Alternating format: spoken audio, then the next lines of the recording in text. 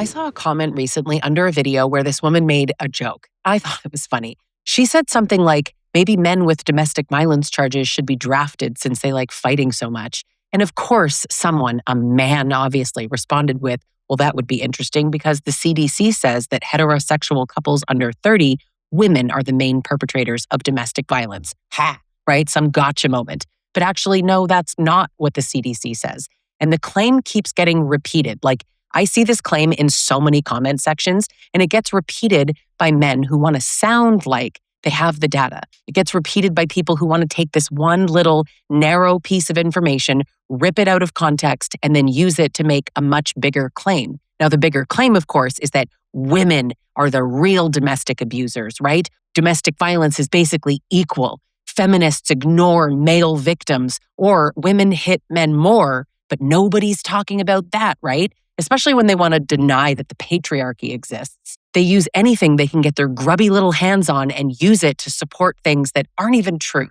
But watch, because this is an actual pattern, right? They don't start with the whole picture. They start with a very specific sample, a specific definition, one category, a specific victim group, and then they stretch it until it becomes a conclusion that the data doesn't actually prove. But that's an issue. And it's not that men can't be abused. And I feel like I need to say that because especially on my channel where I primarily talk about men's abuse of women, people always think that that means, well, men always think that that means that I think that men can never be abused. No more than I think a men's fitness coach thinks that women don't also need fitness, or Gucci doesn't understand that people who can't afford their bags exist and still need purses, right? People have a target audience, and that's my target audience. But it doesn't mean that I don't understand that, of course, women can be abusive too. This is a real thing, but I'm also not going to make these broad statements that are just factually inaccurate. There is a difference between saying what he said and pretending that the CDC says that domestic violence is mostly women abusing men when it absolutely doesn't. So I want to break down what that claim specifically gets wrong, what the CDC actually measures, why the difference between domestic violence and intimate partner violence matters, why context is not an excuse, but important, and why men suddenly become allergic to context the minute it complicates their argument against women. My name is Lisa Sonni. I'm a certified relationship coach. I'm the author of 5 books. And on my channel, I expose the tactics of abusive men so that women can become clear and exit and heal from abusive relationships with men like this. But every so often, I like to take a break from that work and bring in some facts and studies that actually talk about male victims of domestic violence and female victims of domestic violence. Now, I know that this claim sounds scientific, right? As soon as somebody goes, well, the CDC said, it sounds very official and it has numbers on it. So people tend to sort of believe that and not necessarily, read the actual studies. It sounds like someone found the hidden truth that people just don't want to talk about, as if men wouldn't latch on to this, right? But most people who are reading these types of statistics and they're not actually looking, they're not stopping to say, well, what's being measured?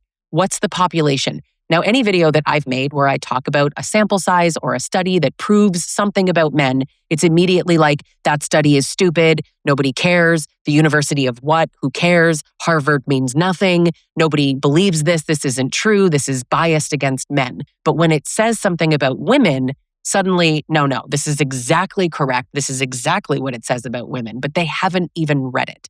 So what population, what age group, what sample size, what severity, what impact, what relationship context, what question was actually asked? What conclusion does the data support? Because so many people have confirmation bias. Everyone, myself included, we need to be looking to disprove ourselves. We need to be open to looking at new information that may actually change your mind. Because the real question is, what conclusion are abusive men trying to smuggle in afterward? Because that is a huge distortion. Like a statistic can be real, but the conclusion attached to it can be garbage.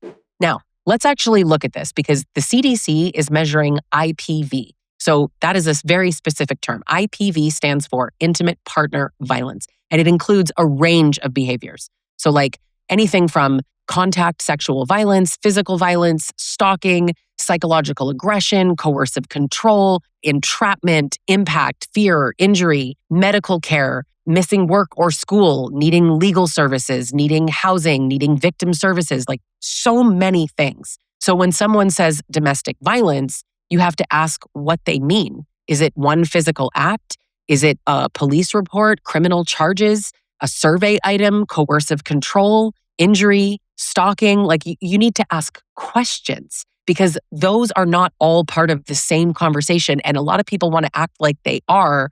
And I think we all need to be careful there because this is a perfect spot for manipulation to happen. So what does the CDC actually say? Well, I'll tell you what they don't say, which is that most domestic violence is women abusing men, because that is just absolutely factually inaccurate. The current CDC IPV brief shows a very gendered pattern of impact. So women in the survey reported higher lifetime rates of contact sexual violence, physical violence, or stalking by an intimate partner with IPV-related impact. Nearly 1 in 3 women and 1 in 8 men. And that matters, right? It's happening to men, not at the same rates, but it's happening to men.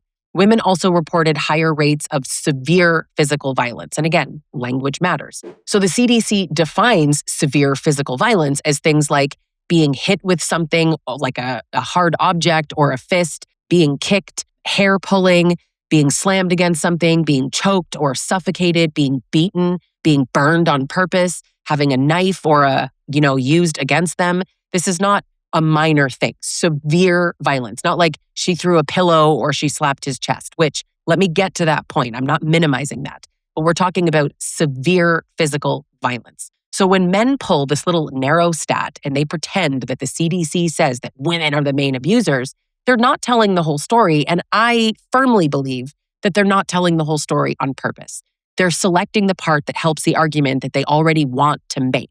But there's a real bait and switch happening. The CDC findings actually show that when men report intimate partner violence, the perpetrator is often female. Okay, so yes, we can agree on that. But a lot of women will even comment, well, who's abusing the men, right? It's men on men in homosexual relationships. No, it is women on men. If a heterosexual man reports violence by an intimate partner, that partner is likely to be a woman. But that doesn't mean that women commit most domestic violence. Those are actually just completely different claims. And I struggle to even get from there to there. How they just twisted it to suit their narrative is wild. It would be impressive if it weren't so stupid. Because one is about the perpetrator sex reported by a victim group, and the other is a claim about the overall pattern of abuse, right? And you can't just slide from one to the other because it helps your point. You're literally just making a little switcheroo here, right? And you're acting like you have a citation that backs it up. But hey, what's going to happen when people actually read the reports that you're falsely claiming, that you're misinterpreting willfully? Now, numbers matter. I like data. I'm a science girl. I like that. I appreciate science and numbers. And I like that they are not typically able to be manipulated. But what I find interesting is that you do need context to make these kinds of numbers make sense. Like context absolutely matters. And men know this, but more on that in a moment. Data can reveal patterns that women have been naming for centuries, really, right? But they don't automatically explain themselves. So let's use an example. A survey is going to tell you whether or not someone reported a shove. So like I mentioned, a man could be shoved by a woman, and then he would be able to report that he did not put hands on her and she put her hands on him. And we can all agree, let's just skip to the part where we all agree that that's bad and no one should do that, okay? I'm not justifying it. And the only reason I need to say that is because men are going to be like, you're just justifying abuse. I am in no way justifying it because no matter who is committing it, it's wrong. Period, full stop, there's no but. A number is not going to tell you who was afraid. It's not going to tell you who controlled the room. It's not going to tell you that he was screaming 2 inches from her face while she was shaking in the corner and was in fight or flight mode, and her body naturally chose fight, which might mean she pushed him to get away. It might mean she pushed him in fear, in a protective state. Now, it also might not mean that, and I understand that, right? It doesn't say, which is my point. The context is not just in the numbers. Numbers will just show you that something happened, but context is going to tell you about the thing that actually matters. Now, I want to be super clear, right? Context matters, but it's not an excuse. So a woman hitting a man for any reason, it counts. A woman abusing a man, that counts, that matters, that's not okay. Can I make myself more clear? A woman who's controlling, stalking, humiliating, all of these things. Men who are victims deserve support. They absolutely do. But context is not an excuse. If a woman slaps a man during a normal disagreement, that is violence. That is unacceptable violence. Now, if a woman shoves a man because he's blocking the door and screaming in her face and she's afraid for her life, that's not the same thing, now is it? And if we go back to something like an example that's outside of a relationship, right? If a man attacks a woman in an alley and he's holding a weapon and or making a physical threat with his body, and anyone who's watching this scene could reasonably assume her life is in danger, she is afraid, and she shoves him to run away, we would never judge her for doing that, right? Like, good on her for getting away. But when she's married to this man, when she's in a relationship with this man, suddenly there's no context that could ever justify the despicable act of hitting a man. That's just a wild conclusion to come to. If a woman hits a man after he has terrorized her for years, that doesn't mean that hitting him is a good thing, but it does change what the act means. It could be reactive violence, it could be self-defense, it could be survival behavior, as I've described. So context doesn't make everything okay, but it does make the truth less lazy, and that is important because men love context, right? The amount of videos that I've made where a woman hits a man, there's no context. It's unacceptable, period, the end. See, women do it too, and we hold these women up like props of like, look, you see? But what's interesting is when a man is perpetrating the violence, well, what happened before that? Men don't just hit women for no reason. I need to know both sides. I need context. What happened exactly? What did she do? Did she cheat on him? Did she provoke him? Let me guess. She was divorcing him and trying to take all his money. Let me guess. She took his kids. I bet you she was ruining his life. I bet you she hit him first. Maybe she embarrassed him.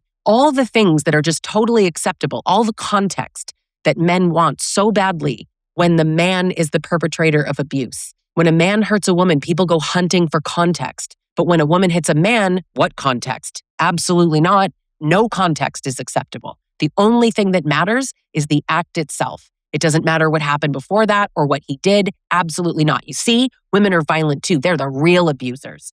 So I just want to know, does the context matter or does it not matter? Like, which is it? Because it can't only matter depending on the gender. It should matter no matter what. Because I see this every day, right? I'm a content creator. I am perpetually online. I watch videos where a woman cheats and men go, well, he lost control. What do you expect? And my question is always, what do we expect? Is violence the natural outcome? Is that the consequence? If you cheat on a man, violence is what you should expect? Is that because men are inherently violent?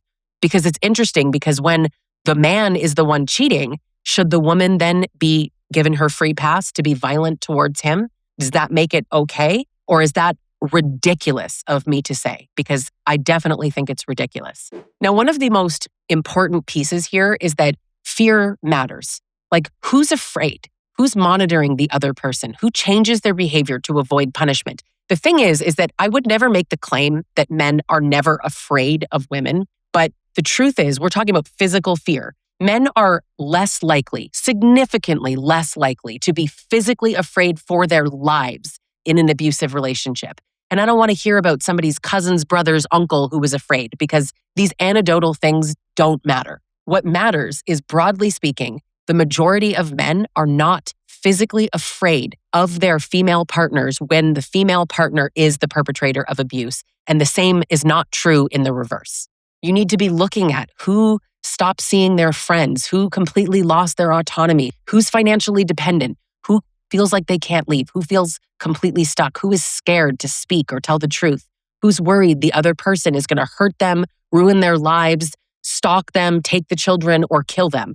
And I know men are going to be like, oh, women are the ones taking the children. Don't get me started on the other statistics that men don't seem to want to realize about family court and why mothers are given children. Because most divorces happen outside of family court and men are just giving it to mothers outside of court. Go see what happens when you actually step into a courtroom and a judge decides, because 84% of the time, men get the exact custody that they've asked for. But that's another stat that men don't like because it doesn't support their confirmation bias. And I want to just make this note, not to go off on a side tangent, but imagine what successful outcomes more men could have if they themselves stopped spreading the myth that men lose. Because whenever I make this point, men are like, yeah, but men don't want to go to court because they know they're going to lose. But the truth is that's not what's actually happening. So if you did go to court and you won, then you could stop complaining that you lost. Then you probably couldn't play the victim then. And I guess that's the point. But circling back to my point, if a woman shoves him once and he's been controlling her money and threatening her and sexually coercing her and monitoring her phone and making her terrified to leave, it's not just like equal sides to the same scale, right? Well, they're both abusive. There's no such thing as mutual abuse. So the shove matters, but the context, the pattern matters more. Fear changes the room. And if your statistic has no room for fear, it's not telling the whole story of abuse, which I think is the point. Now, severity is not gender neutral in impact, and this is where things matter, okay?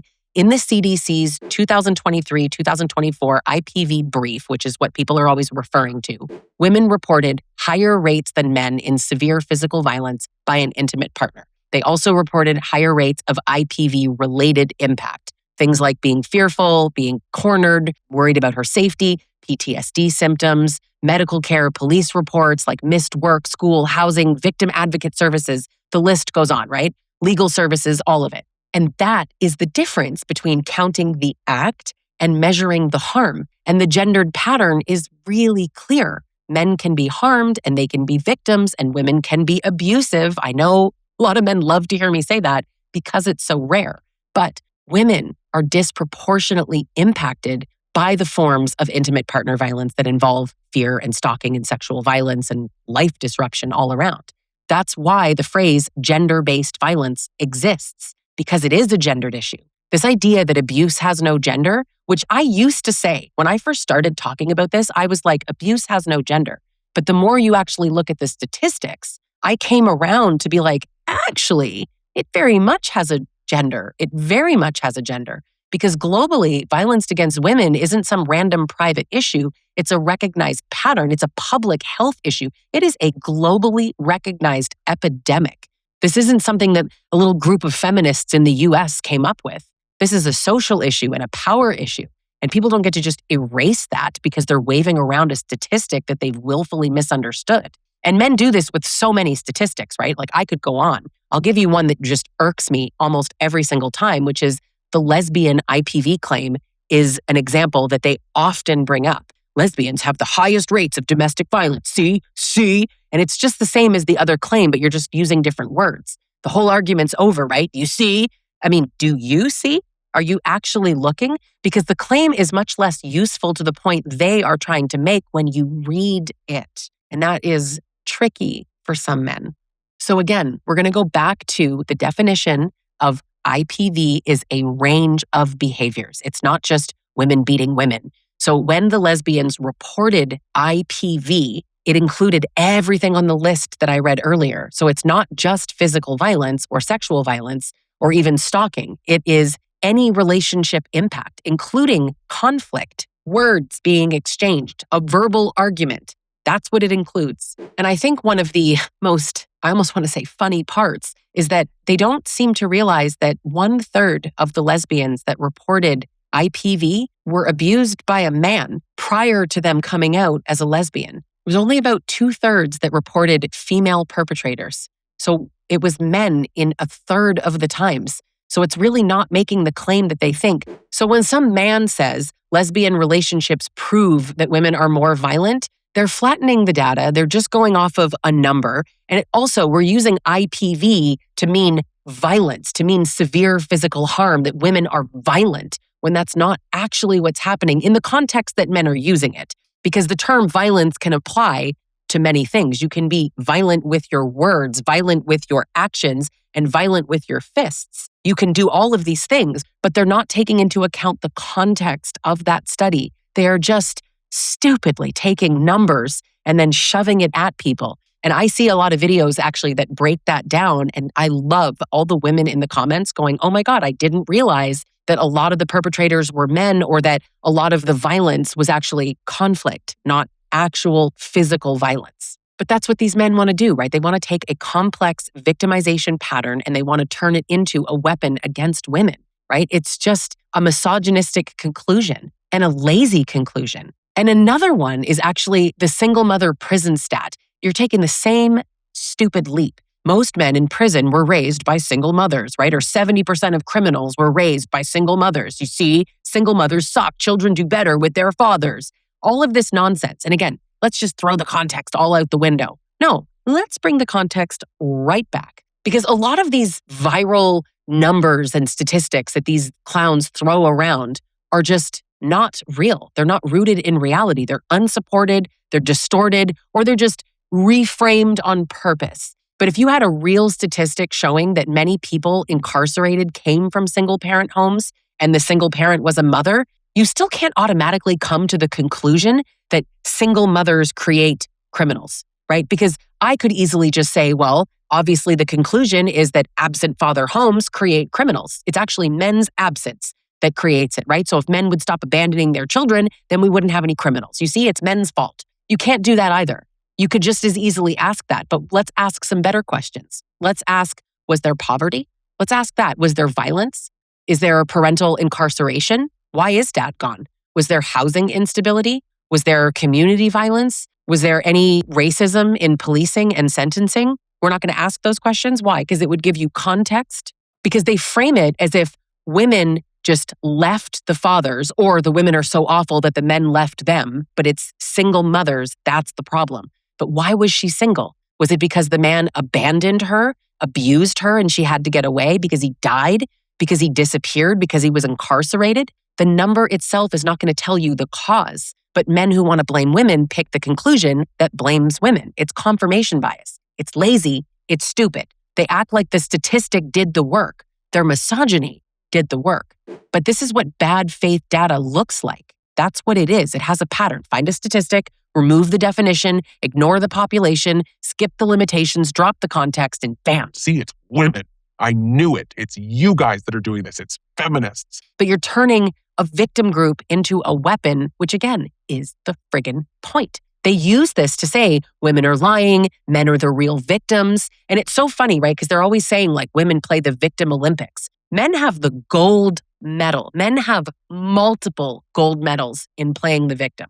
I will never understand how men can victimize themselves in a patriarchy, but that's neither here nor there. We want to make this seem like feminism is the thing that hides the truth and DV is equal between the genders. Abuse knows no gender. Lesbians prove that women are violent. Mothers are the problem, especially single mothers.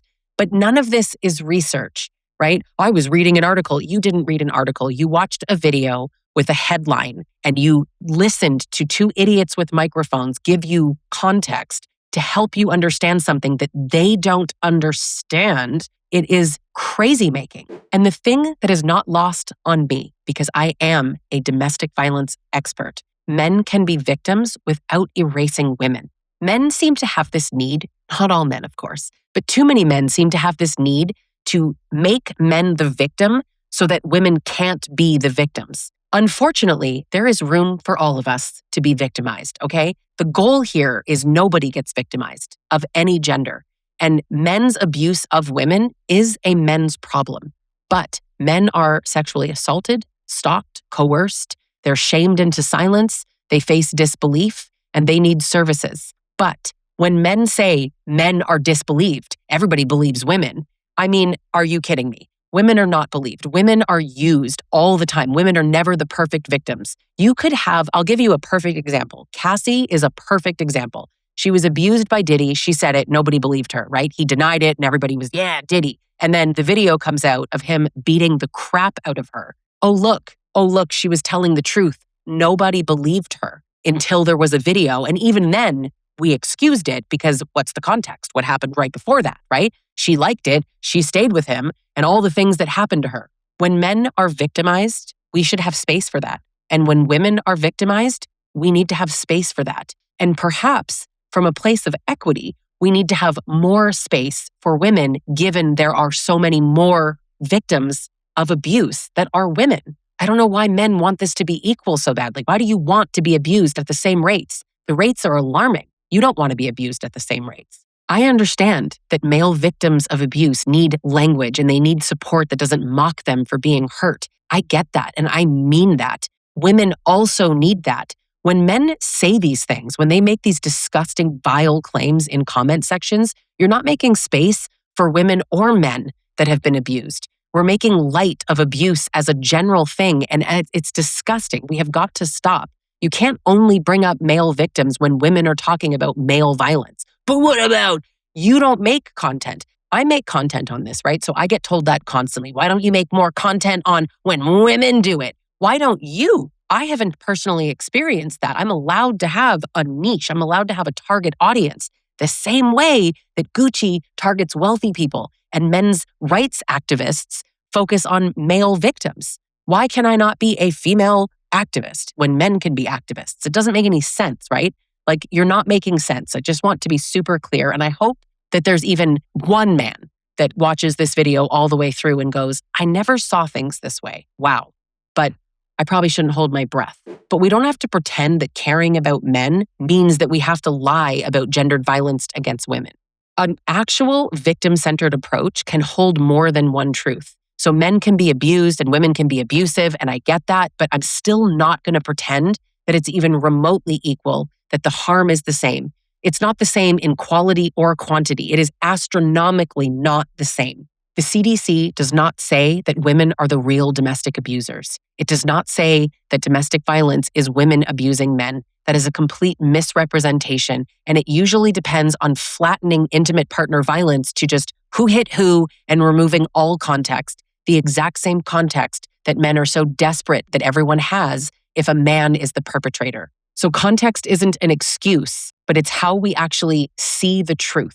Subscribe if you're not already, and if you're trying to understand the difference between toxic conflict, real violence, coercive control, and just overall what happened to you, you can work with me in one-on-one sessions. You can join any of my group coaching programs, or you can join me inside my online survivor community for women called She Rises Collective. Thanks so much for watching, and I'll catch you in the next video.